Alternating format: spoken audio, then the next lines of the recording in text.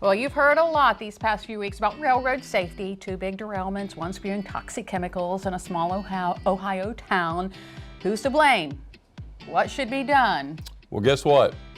Jim Duffy of Secrets of the Eastern Shore fame doesn't have the answers to those particular hard questions, but he can tell us about the birth of railroad safety in America because it happened right here on Delmarva. Yeah, and apparently this story involves, okay, let me make sure I get this right, a doomed cow, a peach basket, and a modern day cocktail. Check, check, and check. Let's see if we, here's the man who can pull it all together. Let's start with the doomed cow. All right, doomed cow. We are in 1831. Okay. They put in a railroad line from the old Frenchtown Wharf on the Elk River on the upper eastern shore of Maryland. That is no longer there. Okay. But it was there, and it was a big deal, to Newcastle, Delaware. Okay. And they're doing this because the Chesapeake and Delaware Canal has just opened, and the people in Newcastle are very worried about losing trade business. Getting cut off. To the canal. So they want to speed things up and make it more convenient. So they build a railroad. This is so early in the railroads that it's the first ever railroad in Delaware and probably the 10th or 11th railroad line in the country. And all the railroad lines are really short. This one is 16 miles long. I hear a doomed cow coming in. It's so early. We're getting there. We're getting there. And it's so early that for the first year they pulled the cars with horses instead of with an engine. They finally get an engine the next year.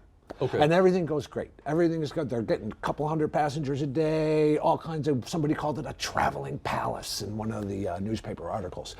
And then the doomed cow steps in front of a moving train, with an engine, causes a derailment. Oh. Thankfully, no people were injured. The cow was in fact doomed. These people are very worried about their publicity and their image. They're worried about people getting hurt. So, all right, we've got to stop this from happening. And this is the first time in the country anybody ever thought about how do we stop train derailments. So what did they do, and where does this peach basket So come there's in? no, radios, telegraphs, anything like that. And they build poles, and they raise a series of poles 3 miles apart, and they raise flags on the poles. So if a guy raises a flag, that means a train's coming. And Okay. 3 miles away, a guy's got a telescope, and he can see the flags up, and he knows the train's coming all the way down the line. And they build railroad crossings, just kind of like what we have. So they raise the flag, they lower the crossing where animals or wagons might go over, and they do this. Now, but the flags were not perfect, because when the wind doesn't blow, they're hard to see. You can't see what it is. Okay. So this is just the time when the peach boom in Delaware is beginning, and somebody comes up with the bright idea to use a peach basket instead of the flag. And they cover the peach basket with a piece of fabric, piece of bright fabric, so now they can all see When the train's coming. when the train's coming. And if it's up high with that fabric on it, Right. full speed ahead. goes This is right. all clear. Genius. This All is clear. genius. All clear. There's a cocktail. There's a cocktail. So, eventually, on the same line, the peach baskets, there's rain, there's wind, there's all that kind of stuff. They're fragile, they fall apart. So they get replaced with a plastic ball, colored plastic ball. Okay. And so now, if the colored plastic ball is all the way up on top, full speed ahead, right? That's the birth of the railroad slang term highball. There's a John Anderson country song, My Father Rode the Highball Train, all that kind of stuff.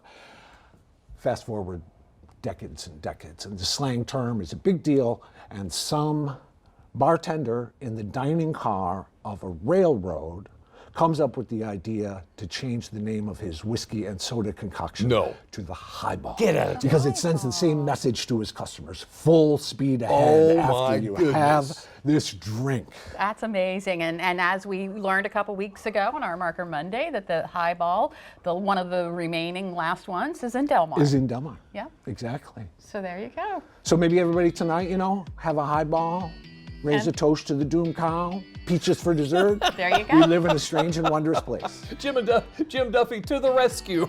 I like how you think. Thank you so much for being here. We'll see you next week.